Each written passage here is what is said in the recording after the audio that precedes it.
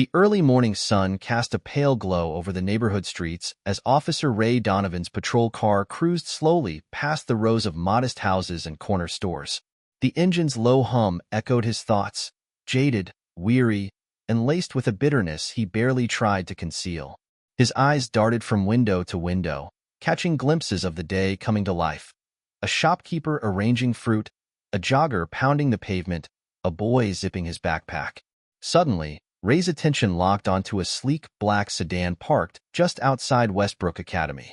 Two teenage girls, identical in their crisp school uniforms, emerged with synchronized grace. Their polished shoes clicked against the pavement, their laughter a faint, airy sound carried by the breeze. Ray's jaw tightened as he flipped on his lights, the sudden blue and red flashes interrupting the quiet street. The girls stopped in their tracks, turning toward the commotion. One of them, with her hair pulled neatly into a bun, exchanged a wary glance with her sister, who kept her expression neutral. "IDs, please," Ray demanded, stepping out of his car. The badge on his chest gleamed coldly in the sunlight. The taller girl raised an eyebrow but complied, reaching for her backpack with careful deliberation. "Sir, we're students here," she said, her voice steady. "I'm Mia Carter, and this is my sister, Lena." Ray's gaze flicked from their faces to their spotless uniforms. "You forgot or you're lying?" His words were sharp, slicing through the morning air. Mia's hand hovered near her pocket, hesitation creasing her brow. "We forgot, sir." "Convenient," Ray muttered, signaling them toward his car. He ignored Lena's sharp intake of breath, the flash of anger that crossed her face. They exchanged a look, silent yet loaded with unspoken words. The twins followed obediently, but tension coiled between them. The air inside Ray's patrol car felt stifling, thick with apprehension. As he drove, the city awoke around them. The distant roar of traffic, the chatter of early commuters. But within the car, silence reigned, each passing second stretching taut like a wire ready to snap. The station loomed ahead, its stone facade stark against the pale sky. Ray's knuckles whitened as he gripped the steering wheel, feeling a pang of doubt that he quickly suppressed. He'd done this 1,000 times. Stopped kids, issued warnings, protected the community from whatever threats he believed lurked in its corners. But today, something felt off. The twins sat straight-backed, their matching expressions unreadable. As Ray parked, he noticed Captain Elijah Marshall leaning against the entrance, arms crossed and eyes narrowed. The captain, a towering figure with a reputation for fairness and integrity, made no effort to hide his disapproval as Ray approached with the girls in tow. "Officer Donovan," Marshall said, voice smooth yet firm. "What's this about?" Ray hesitated, the words on his tongue bitter. These two were acting suspiciously outside the school. No IDs. The captain's eyes shifted to Mia and Lena, their uniforms pristine, their composure unwavering. A flicker of recognition softened the lines around his mouth. "Mia and Lena Carter, if I'm not mistaken," he said, crossing his arms tighter. "You're Henry Morales' daughters, aren't you?" A shadow crossed Ray's face. Henry Morales, the district attorney known for his relentless pursuit of justice and, lately, his criticism of police misconduct. Realization crashed over Ray, cold and sudden. The captain's expression darkened. "Get inside, Donovan. Now." Inside the station, the fluorescent lights buzzed overhead, casting a harsh glow on the worn linoleum floor. The quiet murmurs of officers going about their routine turned into whispers as Ray and the twins passed. Even the veteran officers, who usually traded jokes over steaming cups of bad coffee, grew silent, their gazes averted. Mia and Lena sat side by side in the corner of the waiting area, their heads held high, their eyes sweeping the room with practiced calm. Ray stood nearby, the back of his neck prickling under the weight of unseen stares. The captain returned with D.A. Morales in tow, his suit impeccably pressed, eyes glinting like steel. The station seemed to shrink under his presence. "Officer Donovan," Morales began, voice as measured as ever, but with a cold undertone. "What's your explanation for detaining my daughters without cause?" Ray swallowed, unable to meet the DA's stare. "They didn't have IDs, sir. It was procedure." Morales's jaw tightened. Procedure? He glanced at the twins, the briefest flicker of concern softening his features before his eyes returned to Ray, sharp and unforgiving. You think pulling two teenage girls off the street without cause is what keeps this community safe? Ray shifted, the question slicing into him deeper than any reprimand. Before he could stammer out a response, Morales turned away, speaking to Captain Marshall. I trust you'll handle this appropriately. Marshall nodded, a silent promise hanging between them. As the DA walked out, Mia glanced over her shoulder, meeting Ray's eyes. There was no malice in her expression, only a quiet, unreadable sorrow that cut through him more than any rebuke could. Ray's chest felt tight, constricted by a shame he wasn't ready to acknowledge. Marshall's voice drew him back. You'll stay here for now, Donovan. We need to have a talk. The weight of what lay ahead pressed down on Ray, heavier than the badge he wore. The office was dimly lit, the blinds casting striped shadows across the worn desk. Captain Marshall sat on the edge of it, arms folded, eyes locked on Ray. Silence hovered between them, interrupted only by the muffled sounds of the precinct outside. Phones ringing, voices trading routine updates, chairs scraping the floor. You're reckless, Donovan, Marshall said, each word carefully enunciated. Do you understand what you've done? You didn't just pull over two girls, you pulled over Morales' daughters. You've turned a crack in trust into a canyon. Ray shifted on his feet, an unfamiliar heat rising to his face. He wanted to defend himself, to argue that he'd acted by the book, but the excuse felt thin, transparent even to him. Sir, No, Marshall interrupted, raising a hand. His eyes bore into Ray's, full of disappointment.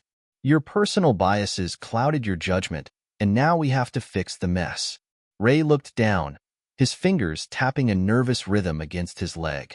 Marshall leaned forward, the desk creaking under his weight. Effective immediately, you're transferred. You'll be under my watch at the 15th Precinct, where we emphasize community outreach. You're going to learn what it means to serve every part of this city, not just the ones you're comfortable with. Ray opened his mouth, but no words came. The realization hit him with a physical force. A transfer meant humiliation, a demotion in the eyes of his peers. You start tomorrow, Marshall added, his tone softening slightly. This is your chance, Ray. Don't waste it. Ray nodded numbly, the room spinning as he processed what felt like both punishment and salvation. The 15th Precinct was a stark contrast to the station Ray was used to. The building was older, its brick exterior weathered by years of city life. Inside, the walls were lined with bulletin boards cluttered with flyers for community events, missing pet notices, and announcements of neighborhood watch meetings. The smell of old coffee mingled with a faint scent of cleaning supplies. Ray walked in, his shoulders stiff with apprehension. Captain Marshall was already there, talking to a tall, broad-shouldered man with a close-cropped beard. The man's eyes met Ray's, and a flicker of recognition crossed his face. Donovan, this is Officer Chris Baines, Marshall said. He's been with this community for over a decade, knows it inside and out. Baines extended a hand, his grip firm but cool. Welcome to the 15th. Hope you're ready for some real work.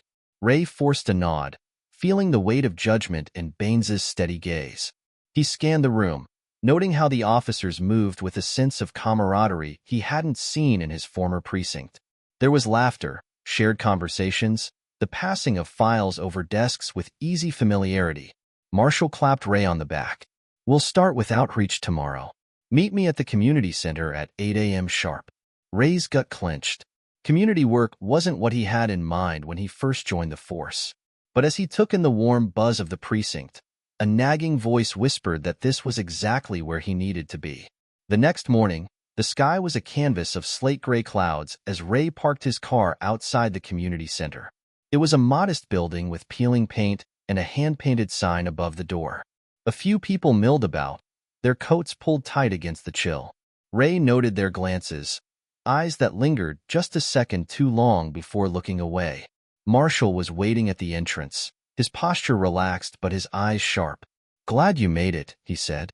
Today, you'll help with the food drive and assist some seniors with their grocery deliveries. Ray's stomach twisted. This wasn't policing. It was charity work. but he forced a smile, nodding as they walked inside. The center buzzed with quiet activity. Volunteers arranged canned goods into boxes, while an elderly woman in a red shawl directed a group of teens packing bags. One of the volunteers, a young man with a bright smile and a baseball cap, stepped forward. "Hey, Captain," he said, his voice warm. "Got a new recruit?" Marshall's eyes twinkled. "This is Officer Donovan. He's here to lend a hand." The young man extended his hand. "I'm Jordan Evans. Good to have you." Ray hesitated, caught off guard by the boy's genuine welcome. He shook the offered hand, a strange sense of unfamiliar warmth creeping in. The work began, lifting boxes, sorting items, and chatting with elderly residents who had stories to share with anyone willing to listen. By noon, Ray's uniform was smudged, and sweat trickled down his back despite the chill. He caught sight of an older man struggling with a bag, and without thinking, stepped in to help. The man looked up, eyes crinkling in surprise. "Thank you, officer," he said, his voice raspy but kind. "We don't often get help from your kind." The comment stung, but before Ray could react, the man's hand squeezed his arm briefly in gratitude. "Glad to be here," Ray muttered, the words awkward in his mouth but oddly true. For the first time in years, a day on the job left Ray feeling something other than exhaustion. It wasn't pride or satisfaction, but a flicker of something simpler, the beginning of understanding. The sun was high when the food drive ended, its pale winter glow casting long shadows across the cracked pavement outside the community center. Ray leaned against his car, watching people filter out with bags full of groceries. Conversations and laughter spilled into the street, painting a picture of a neighborhood tight-knit in its resilience. Captain Marshall clapped Ray on the back as he joined him outside. "Not bad for your first day," he said, a rare note of approval in his voice. Ray nodded, but his mind was elsewhere. The day's interactions felt like an itch he couldn't quite scratch, a dissonance between the stories he'd told himself for years and the reality that was now settling around him. He couldn't shake the faces he'd seen, the genuine smiles, the nods of gratitude. It was as if he had been blind to a part of the city, a hidden heartbeat that pulsed quietly beneath its surface. "Get some rest," Marshall continued, pulling Ray from his thoughts. "Tomorrow, we'll visit the senior center. They've got a bingo night, and they're always looking for volunteers." Ray forced a smile as Marshall walked away. A year ago, he would have scoffed at the idea of an officer playing bingo. Now, he couldn't deny the gnawing feeling that maybe, just maybe, this was where the real work began. The senior center on 4th Street was warmer than Ray expected, filled with the scent of baked goods and the sound of soft, classical music playing from an old record player in the corner. Volunteers bustled around, setting up tables, arranging bingo cards, and pouring cups of punch. Ray stood at the door, his eyes scanning the room. Most of the residents were already seated, talking animatedly or watching the setup with eager anticipation. Among them, a frail woman with sharp eyes caught his attention. She looked up and nodded, her face breaking into a smile when Marshall approached. "Mrs. Washington," Marshall greeted, his voice light. "I brought an extra set of hands today." The woman's gaze shifted to Ray, and the smile faltered for just a moment before she nodded again. "Welcome, Officer Donovan," she said, her voice strong despite her years. "You'll find we're a tough crowd." Ray let out a dry chuckle, loosening the tension in his shoulders. "I'll do my best, ma'am." As the evening wore on, Ray moved from table to table, helping with the cards, exchanging polite conversation, and refilling drinks. The residents responded with tentative warmth, their initial guardedness fading as they laughed at the antics of their neighbors or shared stories from their youth. "You remind me of my grandson," one woman said, squeezing his hand. "He's a lawyer now. Always said he wanted to change the world." Ray swallowed hard, the woman's touch grounding him. For the first time, he wondered what kind of legacy he was leaving behind. Would his own son look back and see a man defined by anger, or would he remember these moments, where compassion outshone judgment? As the night wound down, Mrs. Washington approached him. "You did good tonight, officer," she said. "We need more like you around here." Ray's chest tightened, an unfamiliar blend of pride and shame washing over him. He nodded, unable to muster a response as she patted his arm and shuffled away. The following day, Ray arrived at the precinct early. The sky was still a deep blue, stars barely visible as dawn edged over the horizon. The station was quiet, save for the shuffle of papers and the occasional creak of a chair. He walked to his desk, only to find Officer Chris Baines waiting there, arms crossed and a skeptical smirk on his face. "Word is you did all right at the senior center," Baines said, his tone unreadable. "Didn't think you had it in you." Ray exhaled slowly, meeting Baines's gaze. "People change," he said, more to himself than anyone else. Baines's expression softened for a moment, a flicker of something akin to understanding crossing his face. He uncrossed his arms and gestured for Ray to sit. "Look, I've been here a long time. I've seen officers come and go, some worse than others. But what matters is what you do next." Ray leaned back in his chair, the weight of the past few days pressing down on him. "I get that now," he admitted. "I know I need to be better." Baines nodded, a small smile tugging at the corner of his mouth. "Good. Because this place? It only works if we all pull together. It's not about patrolling a block or filling a quota. It's about showing up, day after day, for the people who need us."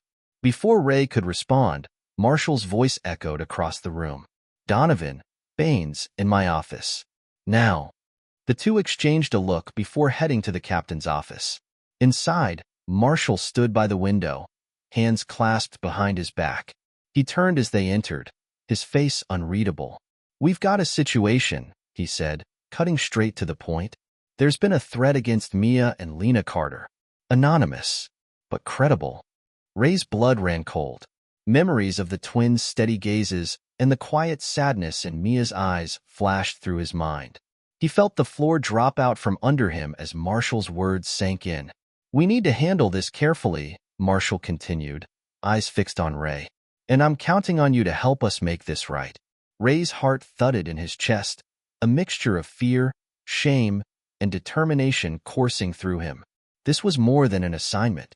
It was a chance to prove to himself, to the precinct, and to the community that he could be more than the sum of his mistakes.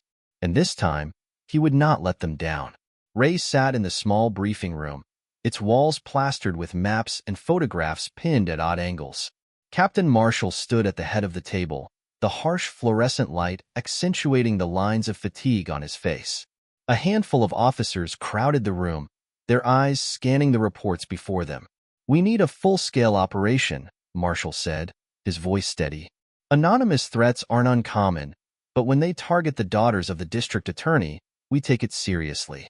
Ray felt the weight of every eye in the room flicker to him for a brief moment. His chest tightened, the memory of the day he detained the twins replaying with bitter clarity. He pushed the thoughts aside and focused on the task at hand. "Who's handling the surveillance?" Officer Baines asked, leaning forward, his expression all business. "I am," Ray said before he could second-guess himself. A few eyebrows rose, but no one challenged him. Marshall nodded, approving yet cautious. "Good. We'll need you to coordinate with local patrols and check for any unusual activity near Westbrook Academy and the Carter residence," Marshall instructed. The room buzzed with a renewed sense of purpose. Ray swallowed hard, steeling himself for the days to come. This was more than an assignment. It was a personal reckoning. The following evening, Ray parked his unmarked car across from Westbrook Academy, the dashboard radio crackling softly with updates from the precinct. The school loomed ahead, bathed in the golden glow of streetlights. Students trickled out of the building, backpacks slung over their shoulders, their laughter carrying across the empty lot. Ray's eyes scanned the area methodically. His training kicked in as he cataloged every vehicle, every face, looking for anything out of place. But tonight, there was no sign of trouble, only the rhythmic thrum of a city in motion. His phone buzzed, breaking the silence. It was a text from his wife, Sophia. "How's your day? Don't forget to come home for dinner tonight. Alex has something to show you." Guilt gnawed at him. Alex had been growing up too fast, and Ray had been absent too often. But he pushed the thought aside, eyes back on the street as two familiar figures appeared, Mia and Lena. They walked side by side, heads tilted close in conversation. Their ease in the night air was a stark contrast to Ray's tension. Suddenly, the roar of an engine cut through the quiet. A dark van sped around the corner, its headlights glaring like eyes fixed on a target. Ray's pulse quickened, and instinct took over. He grabbed the radio. Possible threat in progress. Black van, heading north on Maple. Mia and Lena Carter in proximity. He threw the car into drive and followed, the tires squealing as he maneuvered through traffic, adrenaline sharp and electric in his veins.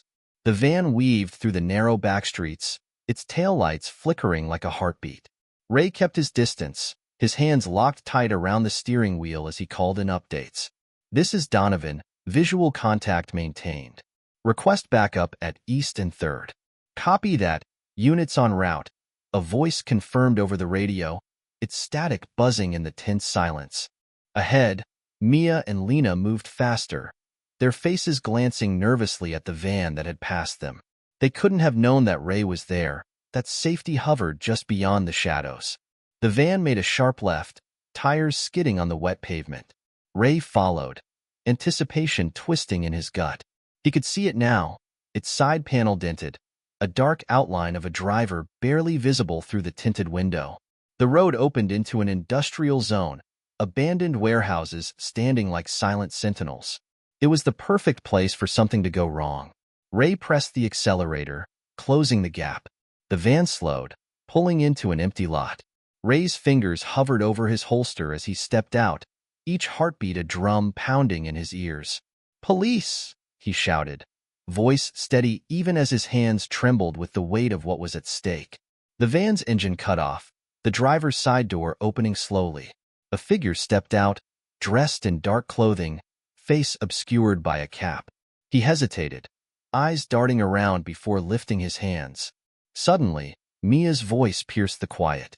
"Officer, behind you." Ray spun just as another figure emerged from the shadows, a glint of metal catching the dim light. He ducked, the knife swinging inches from his neck. Training took over. He grabbed the attacker's wrist and twisted, the knife clattering to the ground. The backup sirens wailed in the distance, a chorus of salvation as other officers poured into the lot. Marshall's voice barked orders, weapons drawn and eyes sharp. Mia and Lena stood at the edge, watching with wide eyes as the scene played out. Fear and gratitude mingled in their expressions. Ray's chest heaved, the adrenaline still coursing through him. He met Mia's gaze for a moment, a silent acknowledgement passing between them. This time, he wasn't their captor. He was their protector. And it felt like the first step toward something he couldn't yet name but desperately wanted to reach. The morning after the incident felt surreal. Ray sat at his kitchen table, a steaming cup of coffee untouched before him. The events of the night replayed in his mind. Every twist of the road, every shadow that shifted under the industrial lights. But more than anything, it was the look in Mia's eyes that haunted him. A mixture of shock, relief, and an unspoken question. Why was he there? Sophia's voice pulled him from his thoughts. "Ray, are you okay?" She stood in the doorway, her face etched with concern, one hand resting on her hip. Alex was behind her, eyes bright with curiosity as he waited for Ray to acknowledge him. "I'm fine," Ray replied, forcing a smile. "Just a long night." Alex stepped forward, holding up a piece of paper covered in messy handwriting and colorful doodles. "Dad, look. I got an A on my project about constellations." Ray's heart squeezed. He reached out, ruffling Alex's hair. "That's amazing, buddy. I'm proud of you." Sophia's eyes softened, and for a moment, the kitchen felt warm, filled with the normalcy he'd long taken for granted. But the moment passed, and Ray knew that his personal reckoning wasn't over. At the precinct, Captain Marshall was already waiting for him, a file in hand and a tight expression on his face. "Come in, Donovan," he said, waving him into his office. Ray sat, the room suddenly feeling smaller as Marshall flipped through the file. "The men we apprehended last night are connected to a larger network," he began.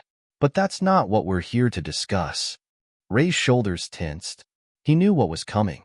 "Word is spreading about the night you detained the Carter twins," Marshall continued, his eyes narrowing. "You have a lot to make up for, Ray." "I know," Ray said, voice low. The weight of it all pressed down on him. His past actions, the damage they'd caused, and the thin line he now walked. Marshall leaned back, sighing. It's not too late to turn this around. I've arranged for you to join the Carters at a community meeting. They're addressing safety concerns after what happened last night. Ray's stomach twisted. Facing Mia and Lena again in front of their father, D.A. Morales, wasn't just difficult, it was terrifying. The community center was buzzing by the time Ray arrived. Rows of folding chairs filled the main hall, occupied by residents whose expressions ranged from curious to skeptical.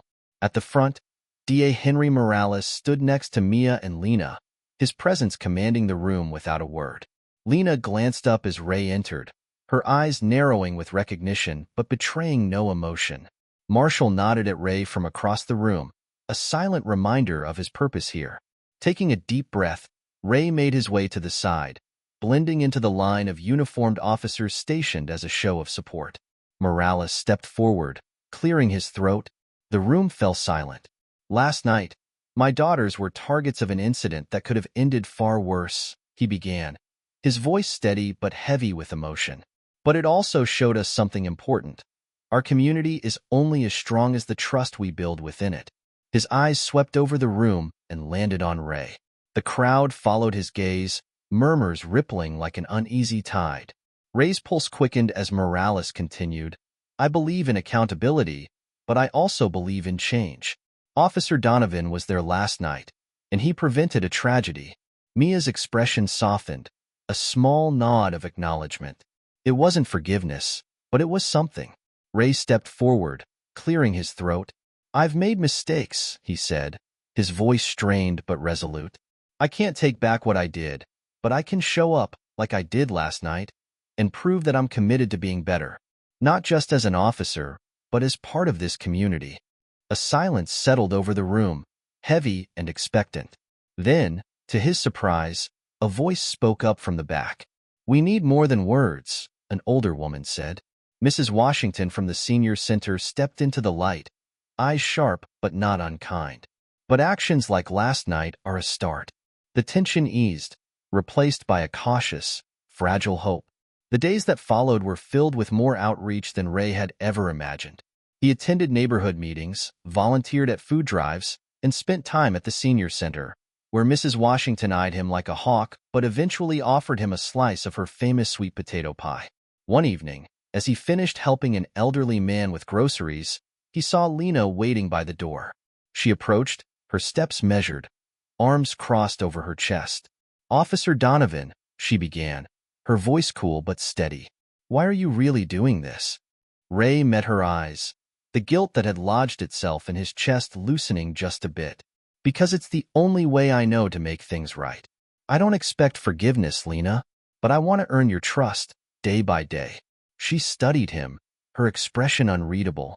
Then she nodded once, a small, reluctant gesture that felt monumental. We'll see, she said, turning back to where Mia stood watching, a soft smile playing at the corner of her lips. Ray watched them go, the weight on his chest lifting a fraction. The journey ahead would be long, but for the first time in years, he felt like he was finally heading in the right direction. The week after the community meeting, Ray found himself caught in a whirlwind of activity.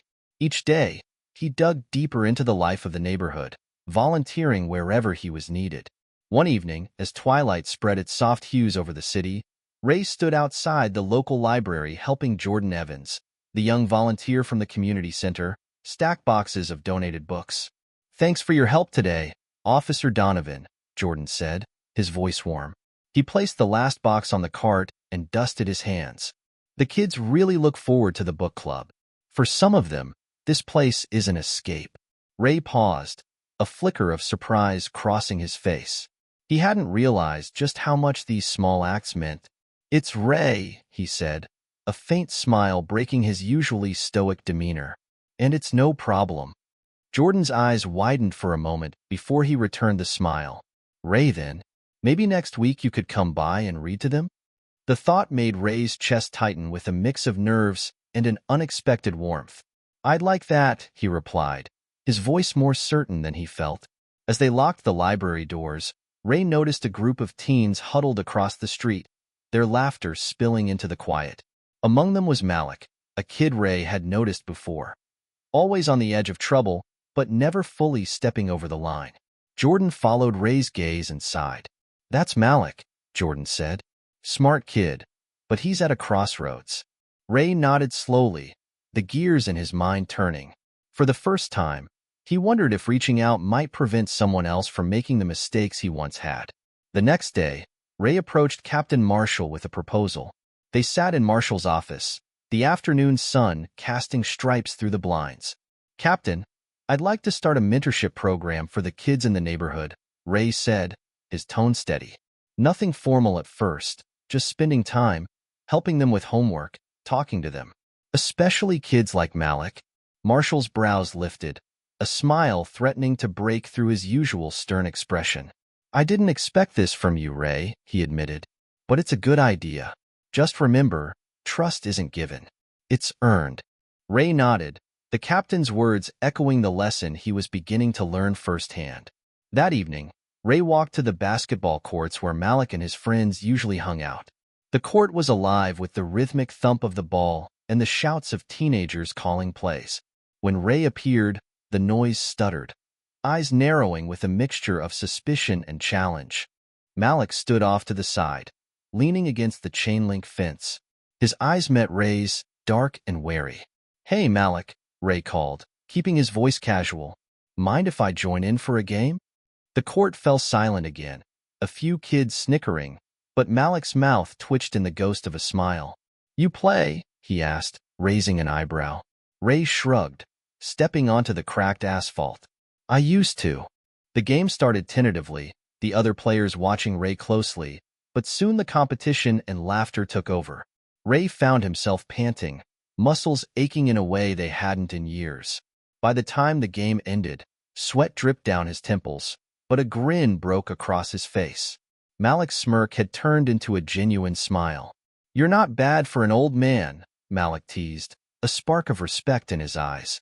Ray chuckled, clapping Malik on the shoulder. "We should do this again. And maybe after. I can help you with that math homework Jordan mentioned." Malik's smile faltered, replaced by something deeper, hesitation, maybe even hope. He nodded, a simple gesture, but one that spoke volumes.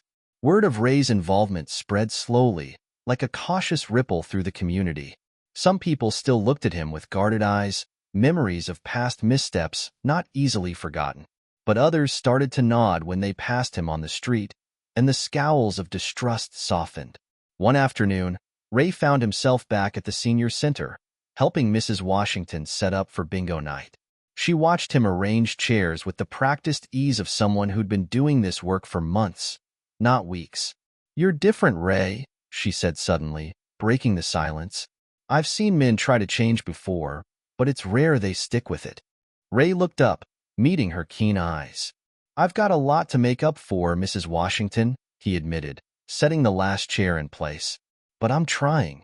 She nodded, her lips curving into a smile that creased the corners of her eyes. "Keep showing up. That's how trust is built." Before Ray could respond, Mia and Lena Carter walked into the room, their presence immediately drawing attention.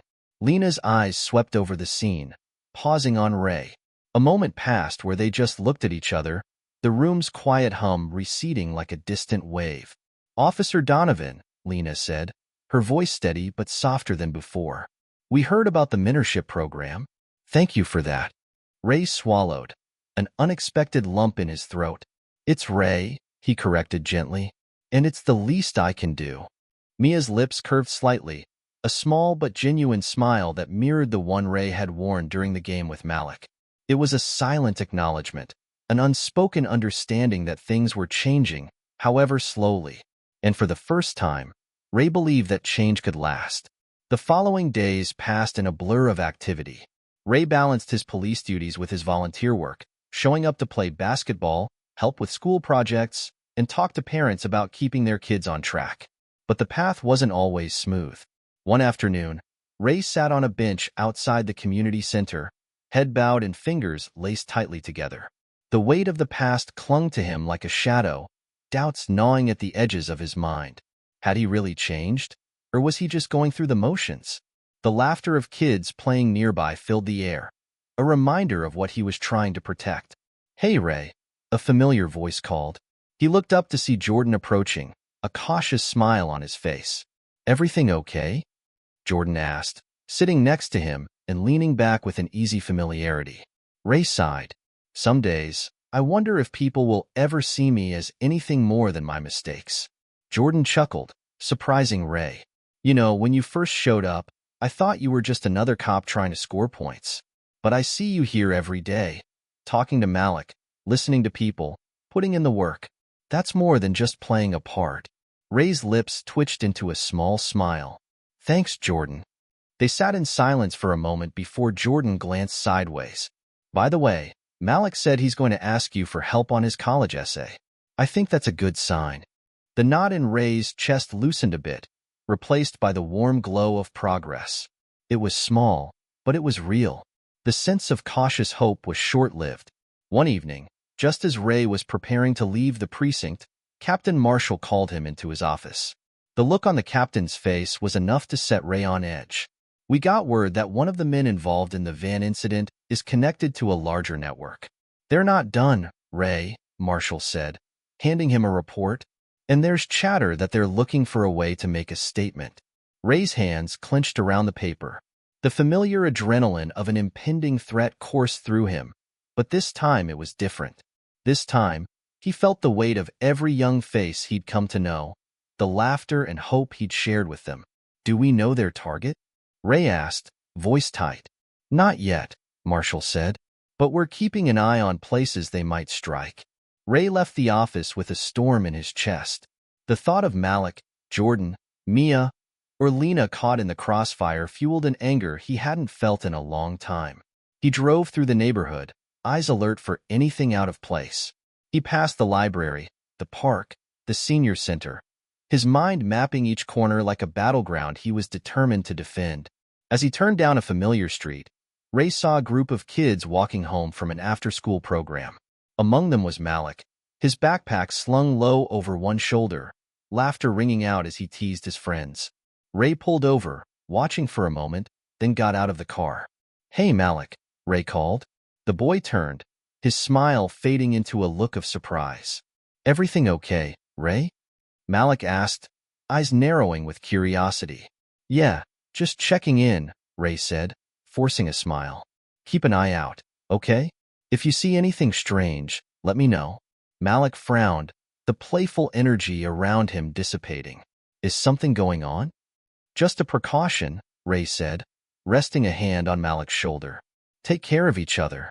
Malik nodded, the look of understanding on his face far too serious for a teenager. As Ray watched the group walk away, he felt the weight settle deeper. This was more than just a job now. It was personal. A week later, Ray's phone buzzed just as he was leaving the senior center. It was a call from Jordan, and the urgency in his voice sent a chill through Ray's veins. "Ray, you need to get down to the library. Malik saw some guys hanging around who don't look right. They're parked across the street," Jordan said, his words quick and clipped. "I'm on my way," Ray replied, already sprinting to his car. The streets blurred as he navigated the familiar route, lights and siren slicing through the darkening sky. He pulled up to the library and scanned the area.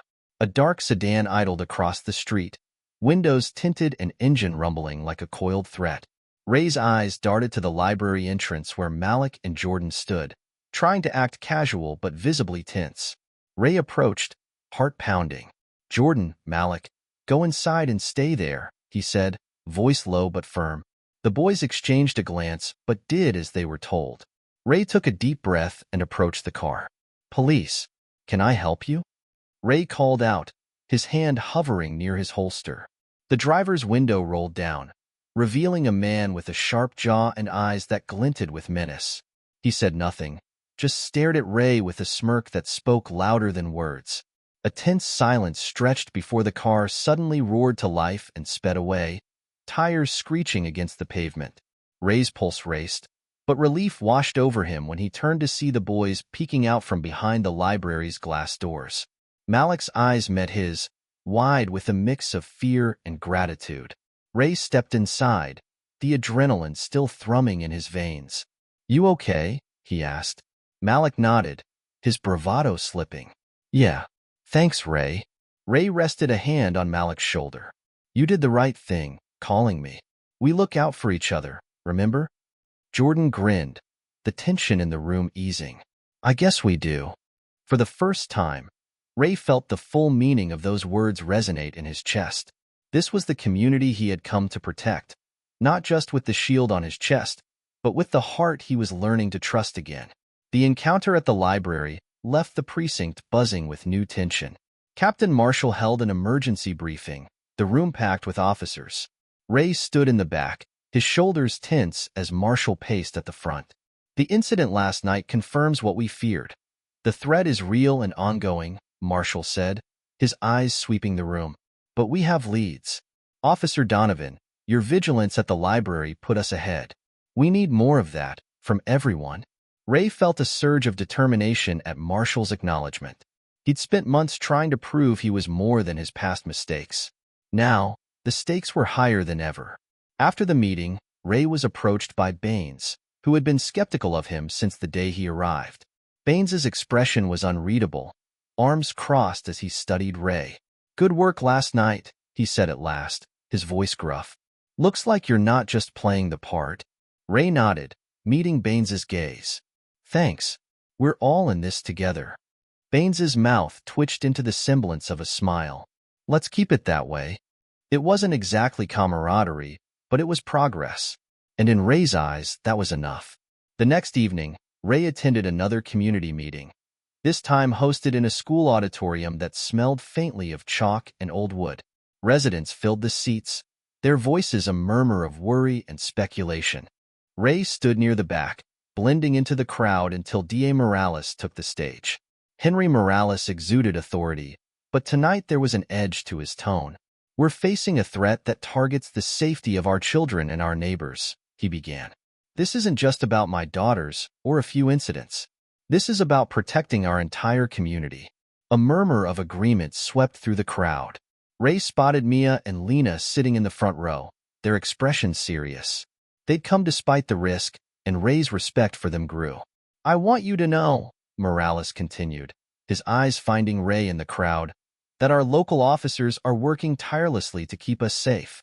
Officer Donovan here has shown that he's committed to this community."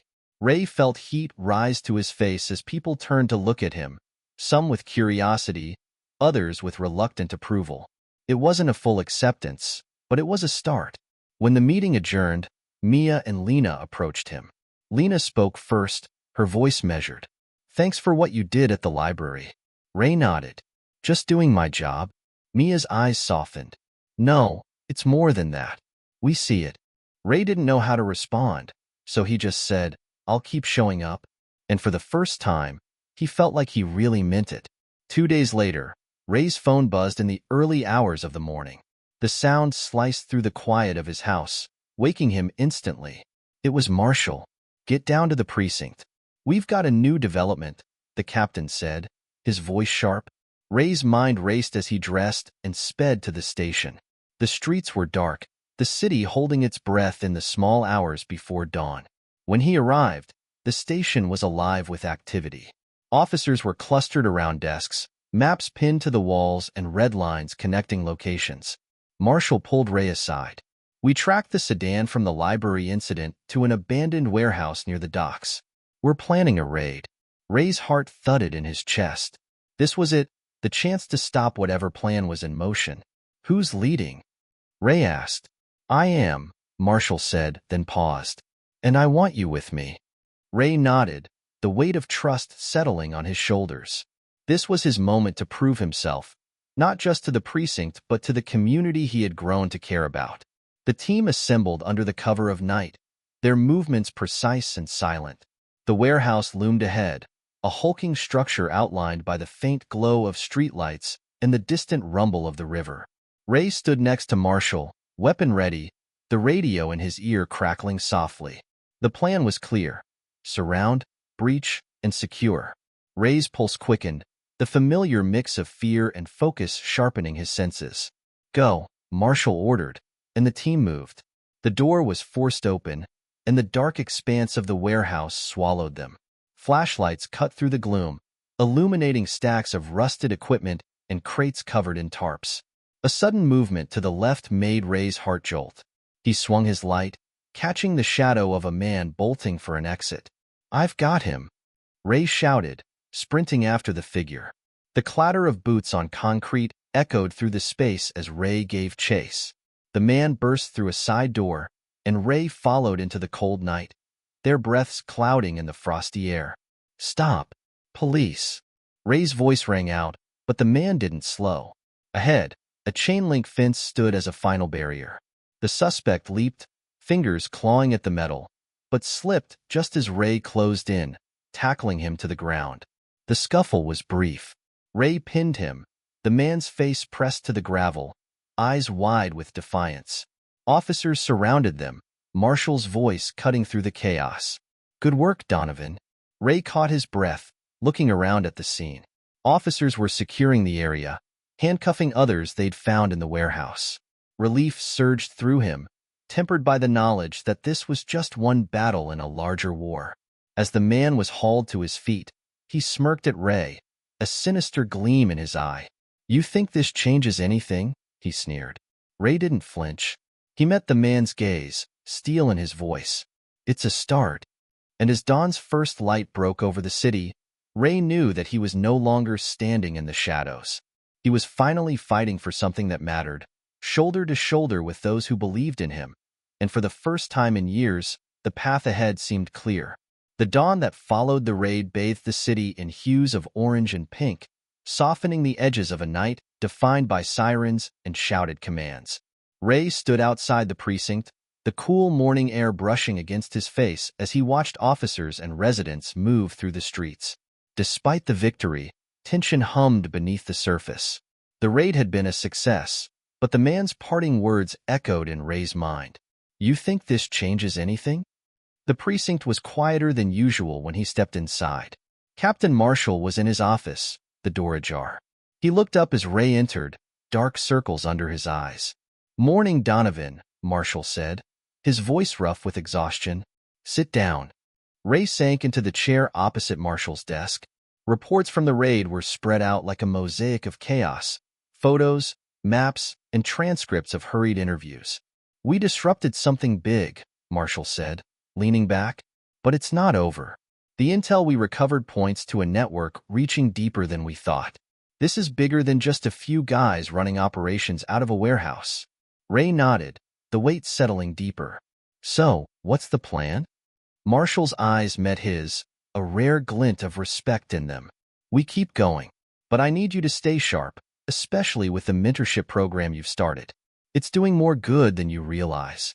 Ray left the office with Marshall's words in his head. Outside, he spotted Malik standing near the front desk, shifting nervously from foot to foot. Ray approached, eyebrows raised in surprise. "Hey, Malik, everything okay?" Ray asked. Malik looked up, eyes darting around. "I heard about what happened last night. I just wanted to say thanks.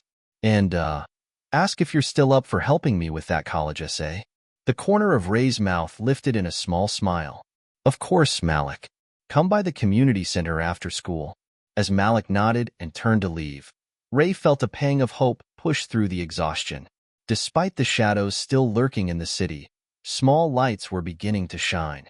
The following days were marked by vigilance. Ray patrolled streets that felt simultaneously familiar and charged with new meaning. Each corner store, each crowded bus stop, was a reminder of what was at stake. He spent his evenings at the community center, helping Malik and other kids with homework, listening to stories, and earning cautious smiles from people who once avoided his gaze. One night, as Ray packed up after an evening session, Lena Carter appeared in the doorway, her silhouette outlined by the dim glow of the street lamp outside. He paused, surprised. "Lena," he said, setting down a box of books. "What brings you here?" She stepped inside, folding her arms. "I just wanted to talk. Mia and we've been thinking a lot about what happened, and I realized we never really asked you why." Ray's brow furrowed. "Why I'm doing this now?" He glanced at the empty tables, the echoes of laughter that still seemed to linger. Because I need to. Because I was wrong before. And because if I don't try to make it right, I'll never move forward. Lena's eyes searched his face, looking for cracks or signs of pretense. Finding none, she nodded slowly. We can't change the past, she said, her voice softening, but we can see what happens next. A smile tugged at Ray's lips. Yeah, we can. Ray's phone buzzed as he drove home late one night. It was Marshall, and the urgency in his voice made Ray's pulse quicken. Donovan, we've got movement.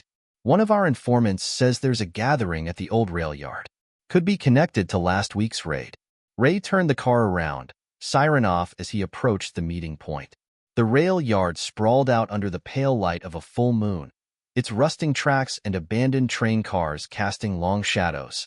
Other officers were already there, scattered like dark silhouettes among the metal giants. Keep it quiet, Marshall said over the radio.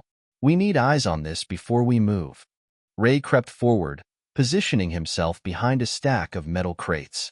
He peered around the edge and saw a cluster of men in deep conversation, their faces obscured by hoods. The leader was easy to spot, a tall figure with a sharp jaw and a scar that bisected his eyebrow. It was the man Ray had tackled during the warehouse raid. A chill ran down Ray's spine as the man spoke. They think they've won, but we're just getting started. Before Ray could react, the man's head snapped up as if sensing the officers hidden in the dark. His eyes locked with Ray's, and a sneer twisted his lips. Now, the man shouted. Chaos erupted.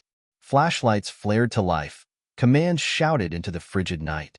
The group scattered, some vaulting over train cars, others sprinting into the shadows. Ray bolted after the leader, weaving through the labyrinth of rusted metal and wooden ties.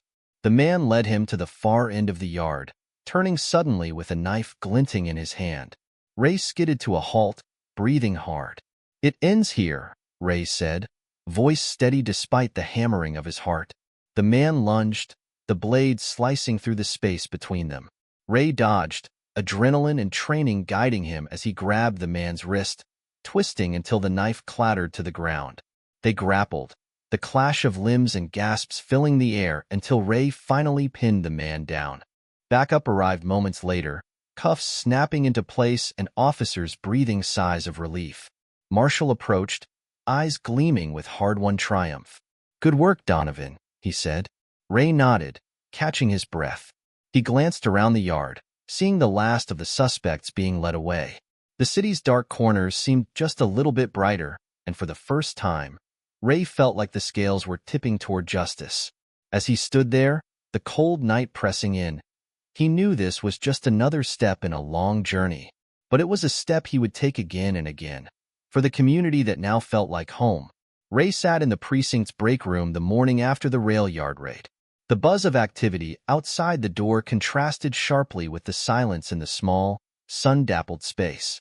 The victory felt fresh, but it was tinged with a wariness that only came after realizing just how deep the roots of the problem ran. Captain Marshall entered, 2 steaming cups in hand.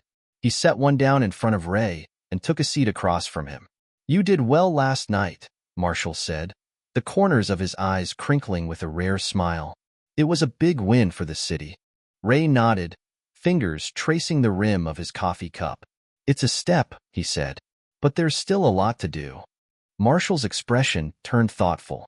You're right, but that's how change works, one step at a time. And Donovan, you've proven that people can change. Ray felt the weight of those words settle over him. They were a testament to the months he'd spent clawing back the trust he'd lost, not just from the community but from himself. The person he'd been at the start of this journey seemed like a shadow compared to who he was becoming. As the conversation drifted, Ray's phone buzzed. He glanced at the screen and saw a message from Malik. Thanks for everything, Ray. Just got an email, early acceptance to state. A smile broke across Ray's face, genuine and wide. He showed the text to Marshall, who chuckled softly. Looks like your mentorship is making a difference, the captain said. Ray's chest swelled with pride. It wasn't just about catching criminals or stopping threats anymore. It was about building something lasting, about giving back to the people who had begun to see him not just as a badge, but as a man who cared. Later that day, as Ray prepared to head out for his evening patrol, He was stopped by Lena Carter standing in the precinct's entryway. She was holding a small, neatly wrapped package, shifting from foot to foot with a nervous energy that seemed out of place for her usual composure. "Lena," Ray said, surprised. "Everything okay?" She nodded, stepping forward. "I heard about the raid. Word travels fast," she said with a small smile. "I wanted to say thank you for what you did, and for looking out for Malik and the others." Ray felt a wave of warmth wash over him. "It's my job," he said, but even as he spoke, he knew it was more than that. Lena handed him the package. "It's for Mia and me. Just a small thank you." Ray took the package, hesitating for a moment before unwrapping it. Inside was a framed photograph of the community center on a summer afternoon, kids playing in the background and volunteers, including Ray, caught mid-laugh. It was a snapshot of something ordinary yet profound, belonging. His throat tightened. "Thank you, Lena.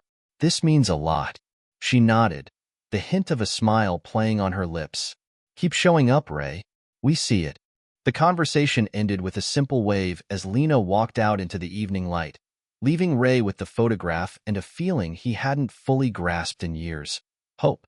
Over the next few weeks, the city's tension began to ease, replaced by cautious optimism.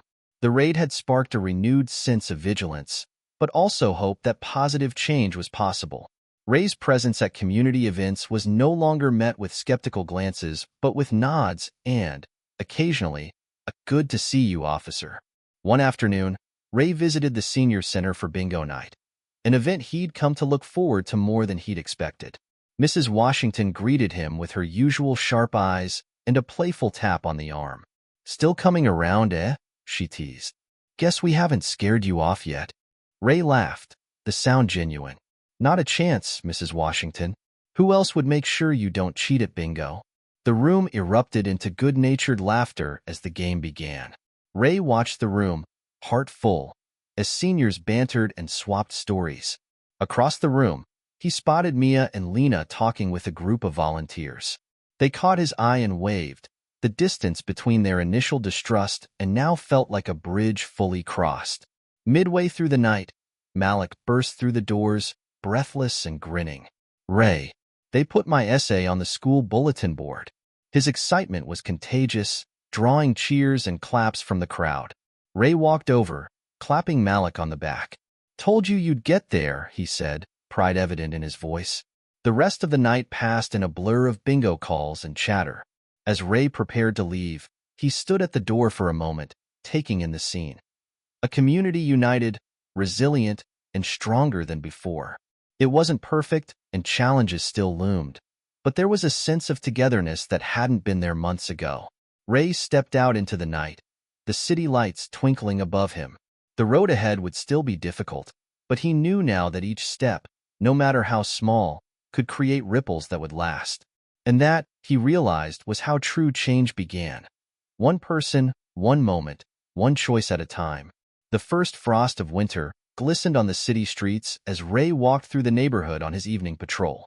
His breath formed clouds in the crisp air, and the glow of streetlights cast warm, golden pools on the sidewalk. He'd chosen to patrol on foot tonight, craving the closeness of the community. As he moved, residents called out greetings, their smiles genuine, their voices filled with a familiarity that months ago would have seemed impossible. Turning a corner, Ray found himself in front of Morales' home. The modest house was lit from within, the silhouette of Mia and Lena moving past the window. He paused, remembering the confrontation that had started everything. A deep sense of gratitude and guilt swirled in him. Before he could turn away, the front door opened, and DA Henry Morales stepped out. He saw Ray and paused, his face unreadable in the dim light. "Officer Donovan," Morales said, crossing his arms. The formality was a shield, but Ray noticed it lacked the sharp edge it once held. "Mr. Morales," Ray replied, keeping his tone respectful. "I was just passing by." Morales nodded, eyes scanning the street before settling back on Ray. "Word about the raid reached my office," he said. "You're doing good work, Ray." The use of his first name made Ray pause, hope sparking in his chest. "I appreciate that, sir," he said. "I'm trying to be better." The DA's expression softened, Just a fraction. Keep it up, he said before stepping back inside. The door clicked shut, but it felt more like a promise than a dismissal. Ray stood there for a moment, the cold biting at his cheeks, a warm sense of fulfillment chasing away the chill. The following week, Ray received a call from an unexpected number. The voice on the other end was Malik's, tinged with a mix of excitement and worry. "Ray, you've got to come down to the rec center," Malik said. "Some of the younger kids are scared. They said there's been someone hanging around, watching them during practice." Ray's instincts kicked in. "I'm on my way," he said, grabbing his jacket and heading out the door. When he arrived at the rec center, the gym was filled with the echo of bouncing basketballs and the shouts of kids playing. Malik met him at the entrance, eyes wide with concern. "Over there," Malik said, nodding toward a figure leaning against the far wall. The man was tall, with a hood pulled low over his face, eyes darting around the room. Ray's jaw tightened as he approached, heart pounding with the mix of adrenaline and protectiveness. "Can I help you?" he asked, voice steady. The man looked up, revealing a sharp face with eyes that flicked between calculation and defiance. "Just watching my nephew," he said, the words slick with a false ease. "Mind if I ask who he is?" Ray pressed, catching the way the man's eyes narrowed slightly. A tense silence followed before the man smirked. "You cops really think you own this place now, don't you?" Ray met his gaze without flinching. "No, we don't own it. We protect it." The stare-off ended when the man shrugged and walked out, the echo of his footsteps resonating in Ray's mind long after he'd disappeared into the night. Malik came up beside him. "You think he'll come back?" he asked, voice quiet. Ray exhaled, the tension in his shoulders slowly loosening. "If he does, we'll be ready." Ray's watchful presence around the rec center didn't go unnoticed. Parents approached him with cautious smiles, kids waved, and even the coaches began to nod in acknowledgement. The community, once fractured, was beginning to solidify into something stronger, united not just by shared fear but by hope and resilience. One afternoon, as Ray was watching a practice game, Captain Marshall arrived. He leaned on the railing, his gaze following the players as they darted up and down the court. "I've been hearing good things," Marshall said, his voice a mix of pride and caution. "The community trusts you now, Ray. That's not easy to earn." Ray nodded, eyes locked on Malik as he passed the ball to a younger player, laughing. "I think I needed to trust myself first," Ray admitted, the words more vulnerable than he intended. Marshall's lips quirked into a half-smile. "Funny how that works," he said. He straightened, clapping a hand on Ray's shoulder. "Keep building on this. We need it now more than ever." A week later, the peace was broken. Ray was off duty, sitting at home with Sophia and Alex, when his phone buzzed urgently. It was a message from Baines, possible break-in at the community center. "Meet me there." Ray's heart thudded as he bolted from the house, Sophia's worried voice calling after him. When he arrived, the center's front door was ajar, a splintered mess. Inside, papers were scattered, chairs overturned. Baines was already there, talking to a group of teenagers who had been hanging out before the break-in. "Ray," Baines said, waving him over. "Looks like someone was searching for something." Ray's eyes swept the room, landing on a familiar sight. Malik's open backpack, its contents spilled across the floor. He rushed over, heart pounding. Malik emerged from the crowd, face pale. "I tried to stop them," he said, his voice shaking. "But there were two of them, and they knew what they were looking for." Ray picked up Malik's backpack, eyes meeting the boys. "You did your best," Ray said. "We'll figure this out." As officers began to assess the damage and gather statements, Ray stood in the center of the room, surrounded by shattered reminders of the trust they had built. But amid the chaos, there was no retreat in him. This time, Ray knew that fighting for the community meant standing firm, even when old shadows re-emerged. And as he surveyed the room, he realized that he wasn't fighting alone. The morning after the break-in, Ray stood in front of the community center, the air thick with the sense of winter, cold, sharp, and electric with tension. The news had spread quickly. Parents and residents gathered outside, their worried voices creating a low hum that vibrated through the crowd. Captain Marshall arrived, his presence cutting through the noise like a blade. He nodded at Ray, then turned to address the crowd. We're here today because someone tried to break what we're building. But let me be clear. This community is stronger than a few broken windows and scattered papers. We're here, and we're staying. A murmur of agreement ran through the group. Ray stepped forward, the weight of their expectant gazes pressing on him. I know trust isn't given lightly, Ray began, scanning the faces of people he'd come to know. But this place, this center, is proof that we can build it back. We're going to find out who did this, and we're going to show them that they can't shake us. Mia and Lena Carter appeared at the edge of the crowd, nodding in silent support. Malik stood next to them, eyes wide but resolute. As Ray spoke, he saw heads nodding, doubt shifting to determination. The community was bruised but unbroken. After the gathering, Ray stayed behind to help board up the broken door.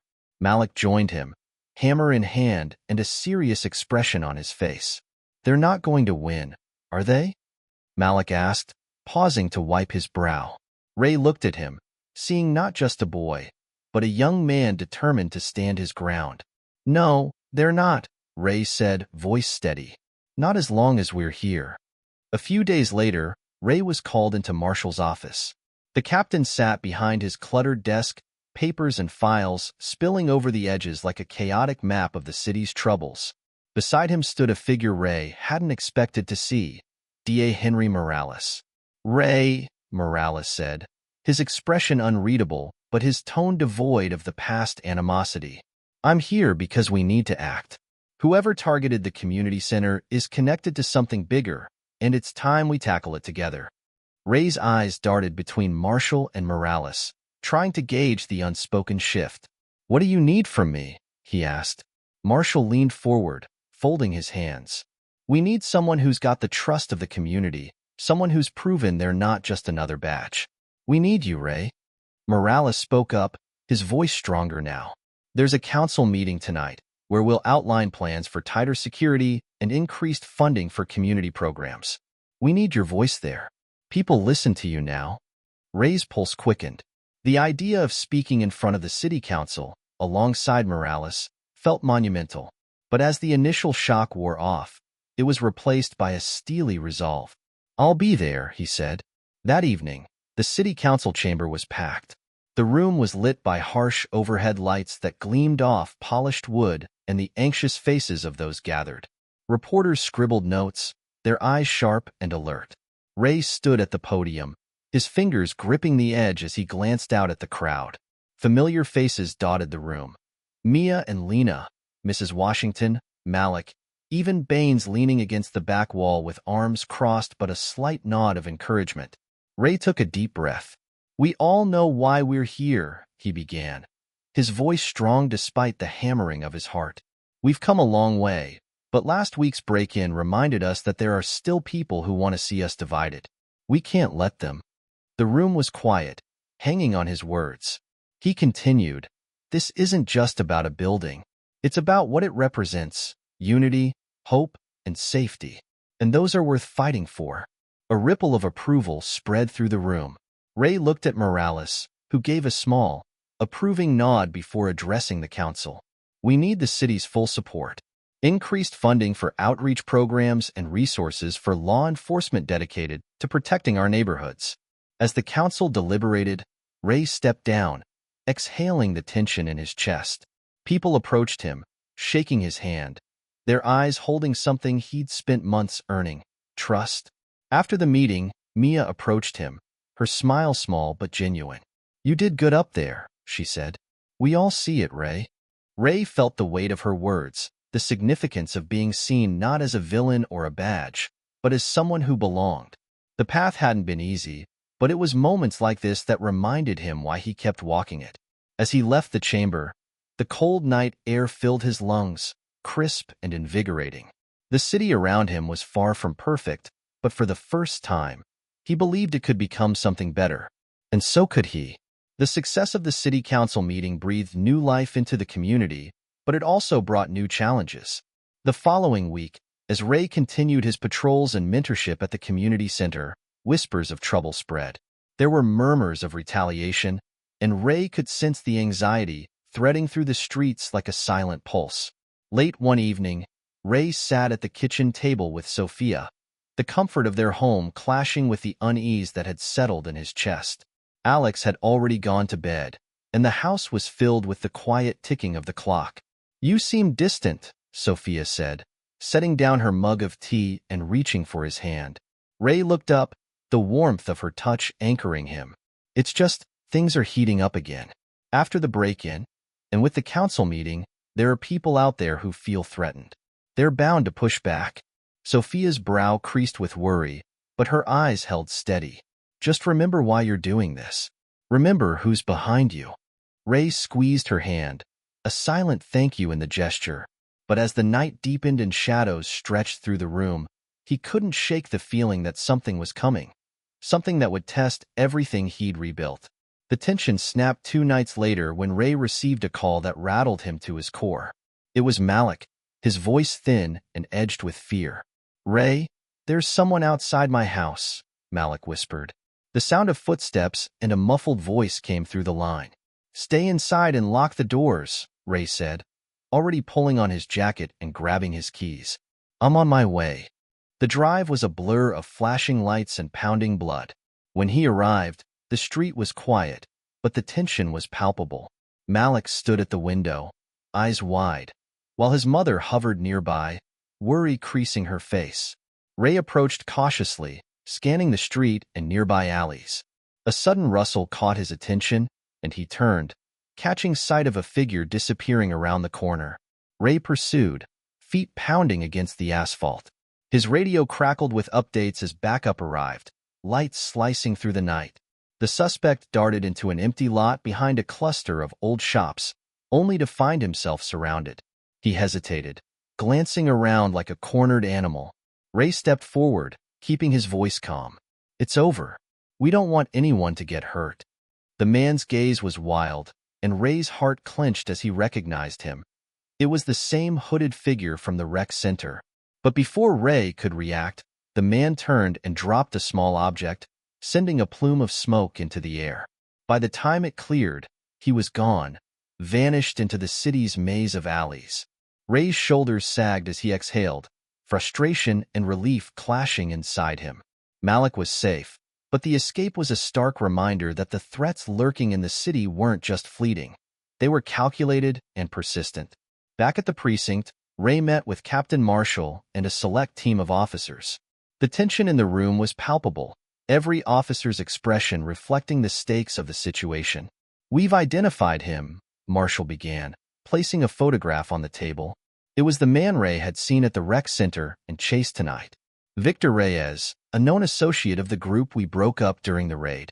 Ray nodded, jaw tightening. "He's not just lingering. He's sending a message." Marshall's eyes met his, serious and unwavering. "And we're going to answer it. I want increased patrols near community hubs and a watch on high-risk areas." As the officers dispersed, Baines approached Ray, his face softer than usual. "You've got your work cut out for you, Donovan. But I have to say, if anyone's got the trust of the people to see this through, it's you." The words settled like a bomb over Ray's frayed nerves. This fight wasn't just his anymore. It was the precincts, the communities, and the cities. Over the next few days, the community responded to the renewed threats with a surprising show of unity. Volunteers reinforced the community center's security, and residents organized neighborhood watch groups. Ray was there at every turn, a constant presence that spoke louder than words. One evening, as Ray walked the perimeter of the rec center with Malik and Jordan, a small crowd gathered inside for an impromptu meeting. Mrs. Washington stood at the front, her voice strong despite her age. "They think they can scare us back into silence," she said, eyes sweeping over the faces of children, parents, and seniors alike. "But we're here, and we're not going anywhere." Applause broke out, hesitant at first, then growing until it filled the room. Ray felt a surge of pride and determination. Malik stood next to him, looking up with a mix of awe and courage. "Ray," Malik said, "if they come back, we'll be ready, right?"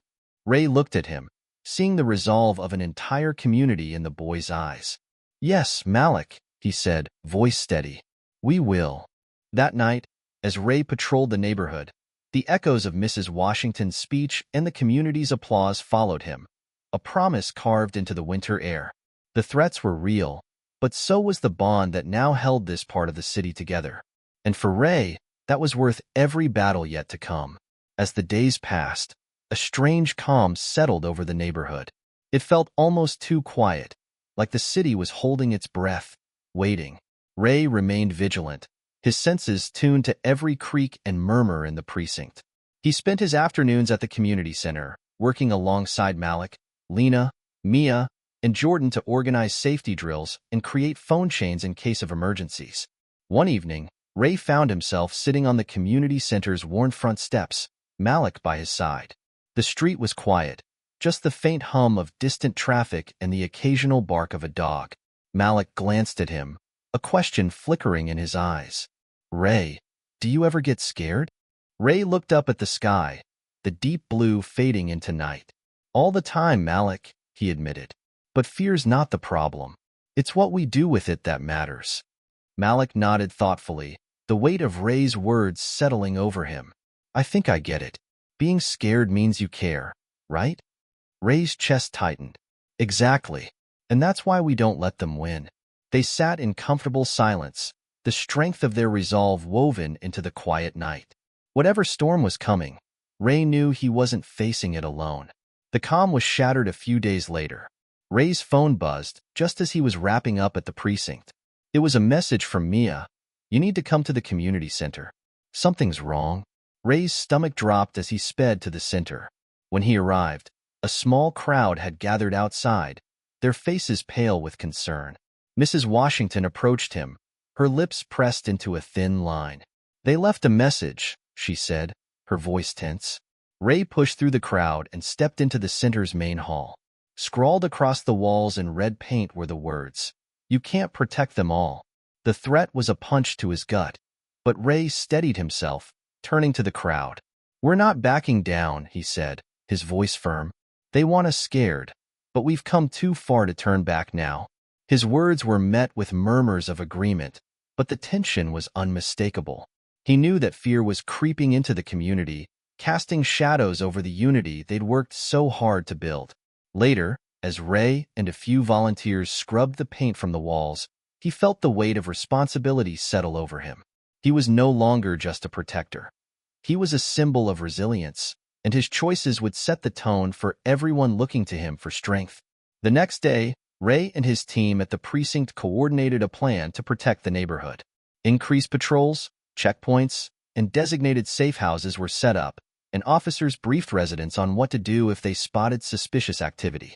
Ray went door to door, talking to people, answering questions, and doing his best to reassure them. That night, as he finished a round of patrols, Ray saw movement in the alley behind the rec center. He approached cautiously, radioing for backup. The shadows shifted, and a figure stepped forward. Victor Reyes, the man who had eluded him time and again. "Didn't think I'd see you here again," Ray said, his voice steady despite the adrenaline surging through him. Victor's smirk was infuriatingly calm. "You can keep up this act all you want, Donovan, but it won't change anything. This community's always been ours." Ray clenched his fists. "You don't own this place, Reyes. These people have the right to live in peace." Victor's eyes narrowed, a glint of malice flashing in them. "You think they'll stay with you when things get ugly? They're loyal until the fear creeps back in, and we're very good at bringing fear." Before Ray could respond, Victor melted back into the shadows, disappearing as quickly as he had appeared. Frustration burned in Ray's veins, but he knew this was only the beginning of what Reyes had planned. He returned to the precinct, where Captain Marshall and a few other officers were waiting. "We need to be prepared," Ray said. "Victor isn't backing down. He's trying to scare people, make them doubt each other." Marshall nodded, his face hard. "Then we show him that we're not afraid. We double down on patrols and keep our focus sharp. This is what we've trained for." As they finalized their plans, Ray felt a renewed determination settle over him. Victor might be good at sowing fear, but Ray had learned that resilience was stronger, and that was exactly what he intended to show. 2 nights later, it happened. Ray was patrolling near the community center when he heard the first sounds of shouts echoing down the street. His heart raced as he rounded the corner and saw a group of masked figures gathering near the center, their stance threatening. Victor Reyes stood at the front, arms crossed, his eyes gleaming with twisted satisfaction. Behind him, Ray saw the flickering glow of Molotov cocktails. His pulse thundered as he radioed for backup and shouted to the intruders, "Stand down! You're trespassing on community property." Victor laughed, the sound cold and mocking. "You think you can stop us, Donovan? We're here to remind this neighborhood who really controls it." Ray squared his shoulders, stepping forward. "Not anymore, Reyes. This community stands together now. You're alone." A tense silence hung in the air, crackling with the promise of violence. Ray's backup arrived moments later, officers spilling out of squad cars, sirens blaring. Residents began emerging from their homes, watching from windows and doorways. Malik, Mia, Lena, Mrs. Washington, and others Ray had come to know were all there, eyes wide but unflinching. Victor's smirk faded as he took in the sight of the community rallying together. For the first time, he looked uncertain. "You really think these people can protect you?" he sneered, but there was a flicker of doubt in his gaze. Ray took another step forward, voice calm but resolute. "It's not just me. It's all of us. And we're not backing down." The community's presence seemed to take the power out of Victor's threat.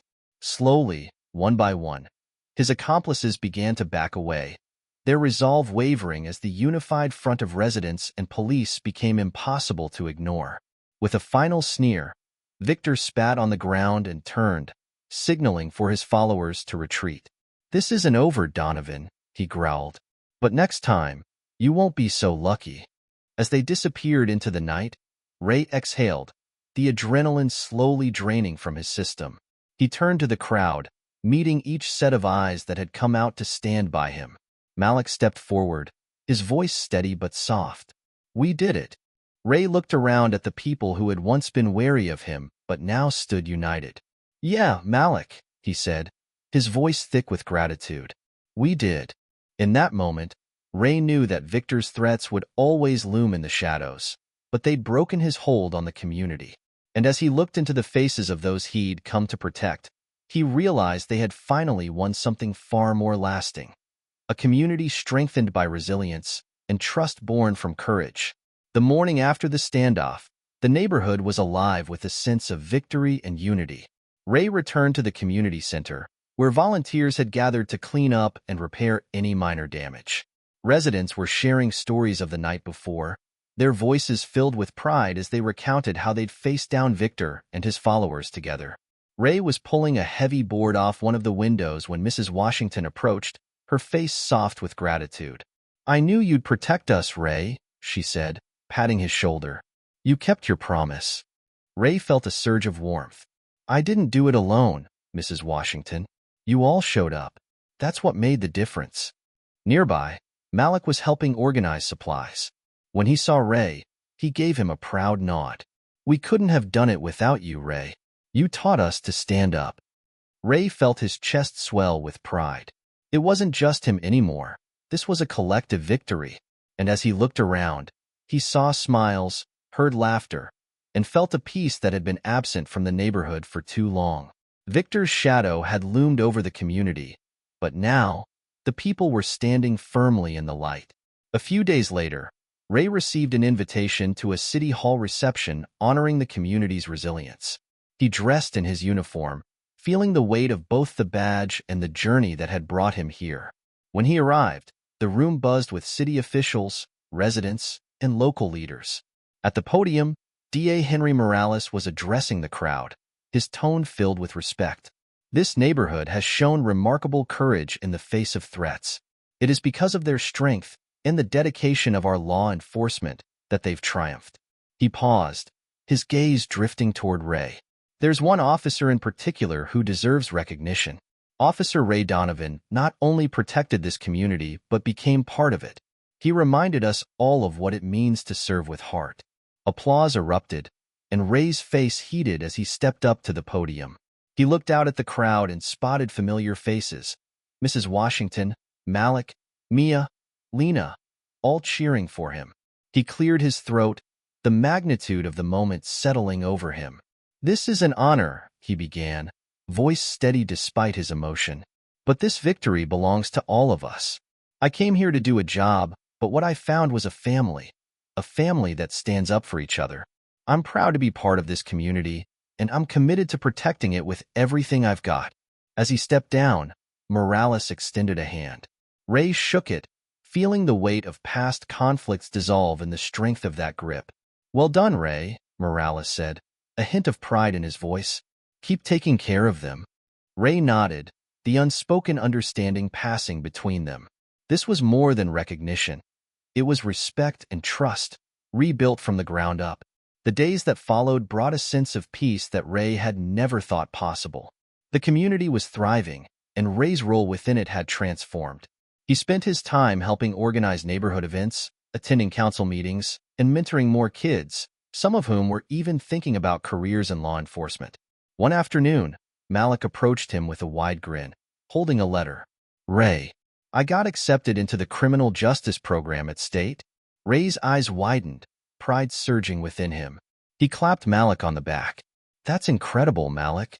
You're going to do great things." Malik's face grew serious. "I wanted to tell you that you're the reason I decided to apply. You showed me what it really means to protect people." Ray felt a lump in his throat. "Just keep that heart of yours, Malik. It'll make you a better officer than I ever was."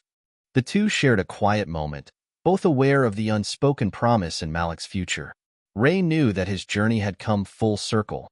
Not only had he regained his purpose, but he had helped ignite it in others. That weekend, the neighborhood threw a celebration at the community center. The air was filled with laughter, music, and the aroma of food as families and friends gathered to honor their hard-won peace. Ray moved through the crowd, accepting handshakes and hugs from the people he'd come to know so well. Mia and Lena approached him with a small gift box in hand, their smiles warm.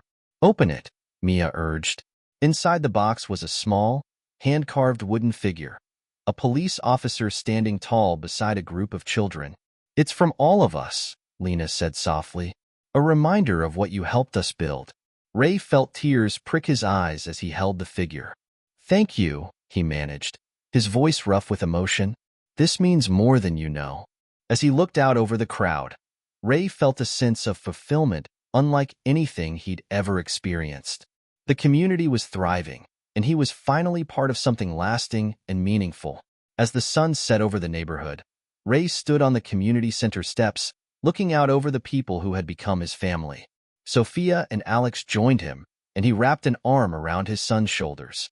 "You did good, Ray," Sophia murmured, a smile softening her features.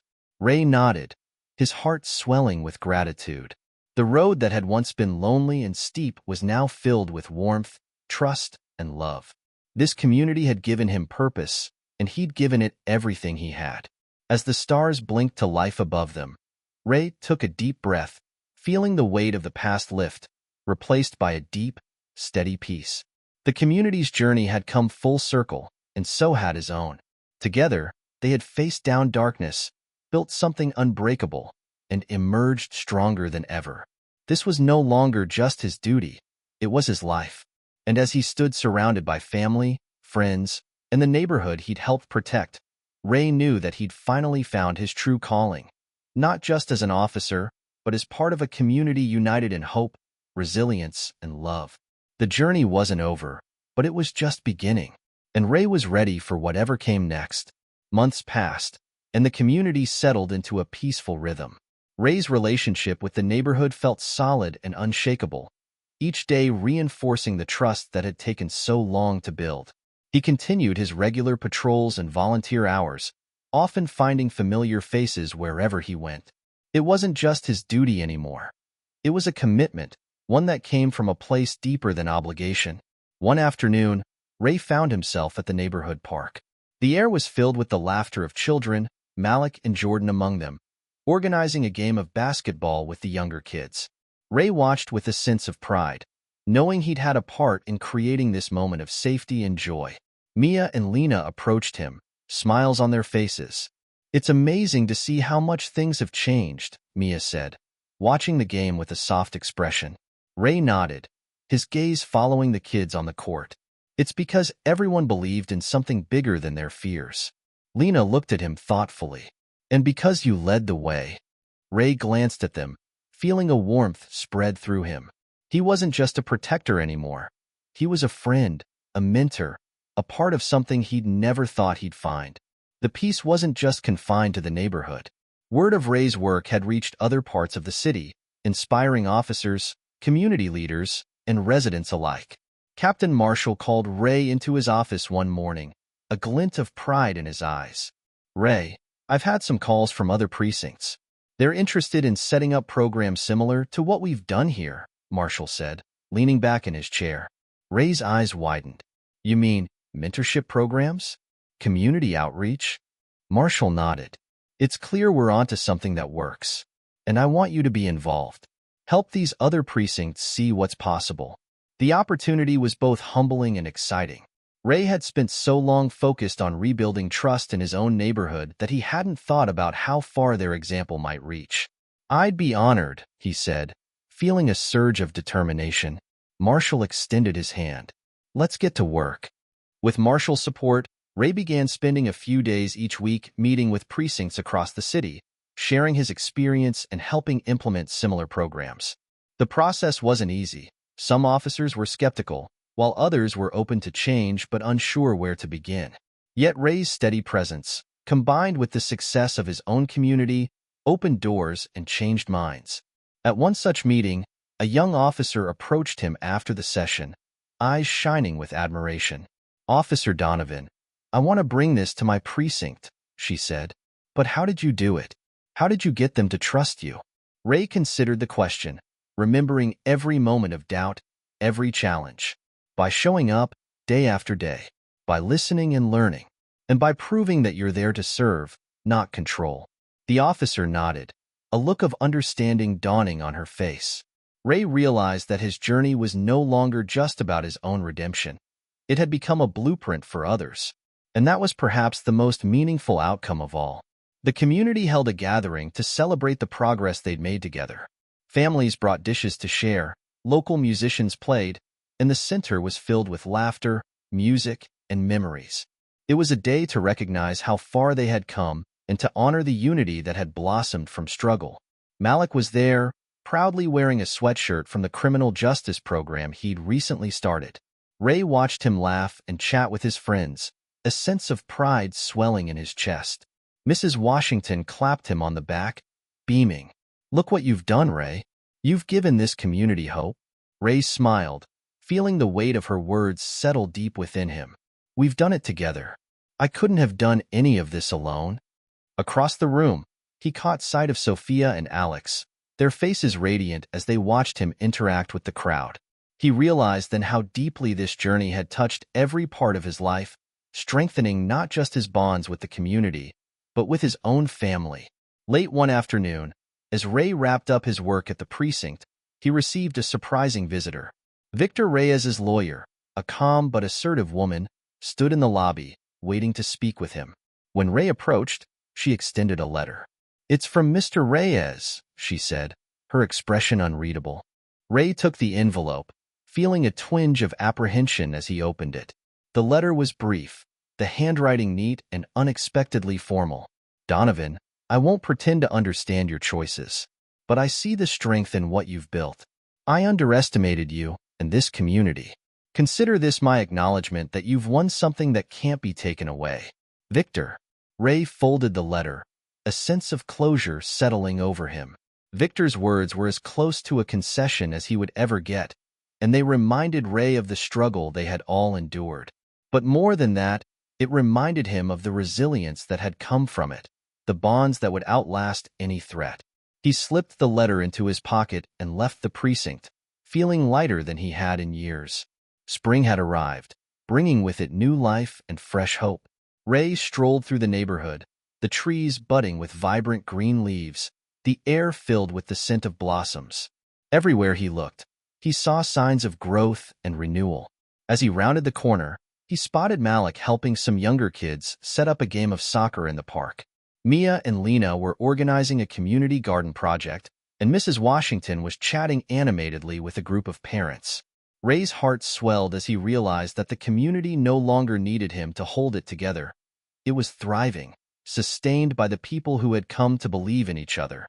Ray took a deep breath, a sense of peace filling him. This was the future he'd fought for. Not just a safer neighborhood, but a place where people stood together, empowered and unbreakable. Sophia joined him, slipping her hand into his as they walked. "You did it, Ray," she whispered. "You brought this community back to life." Ray squeezed her hand, smiling. "We all did. And now it's theirs to carry forward." As they walked into the heart of the neighborhood, Ray knew that his work would never truly be done. He would always be there for his community, supporting, protecting, and guiding when needed. But for now, he could rest in the knowledge that they were ready to carry on without him. And as he looked into the bright future that lay ahead, Ray felt the profound satisfaction of a man who had found his purpose, not in solitary strength, but in the strength of unity, resilience, and unyielding hope. The journey had changed him, and he knew he would continue to walk this path, step by step, with the community that had become his home.